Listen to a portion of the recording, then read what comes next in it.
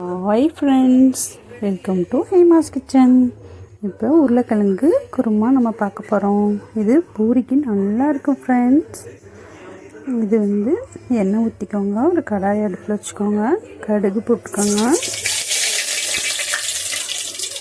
கொஞ்சம் சீரகம் போட்டுக்கோங்க, கொஞ்சம் சோம்பு போட்டுக்கோங்க, கொஞ்சம் கடலைப்பருப்பு போட்டுக்கோங்க.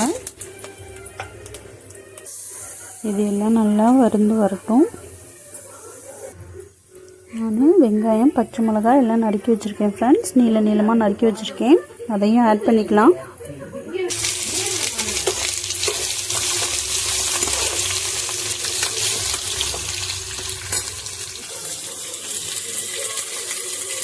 தேவையான அளவு உப்பு சேர்த்துக்கலாம்.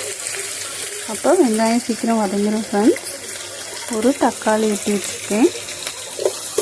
இது வதங்கி வரட்டும், அப்புறம் சேர்த்துக்கலாம்.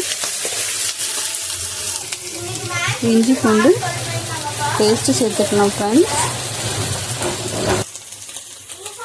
தக்காளி ஆட் பண்ணிக்கலாம். கொஞ்சம் மஞ்சள் பொடி சேர்த்துக்கலாம்.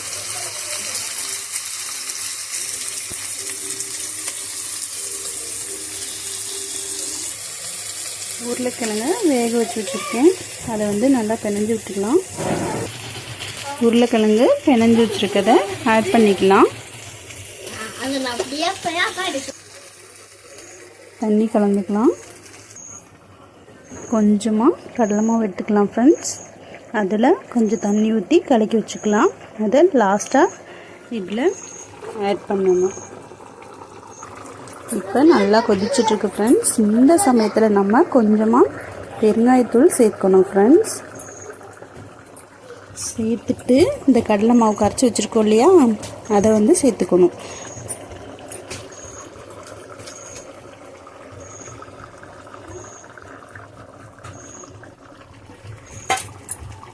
எப்படி தண்ணியாக இருந்துச்சு பார்த்தீங்களா? இப்போ நல்லா கெட்டியாக வந்துடும் ஃப்ரெண்ட்ஸ். இந்த கடலை மாவு சேர்த்தோன்னே சும்மா கொஞ்சமாக தான் நம்ம சேர்க்கணும்.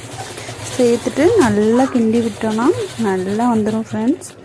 இது நல்லா சப்பாத்திக்கு, பூரிக்கு மேக்ஸிமம் சூப்பராக இருக்கும் ஃப்ரெண்ட்ஸ். நீங்கள் ட்ரை பண்ணி பாருங்கள், எப்படி இருக்குன்னு சொல்லுங்கள்.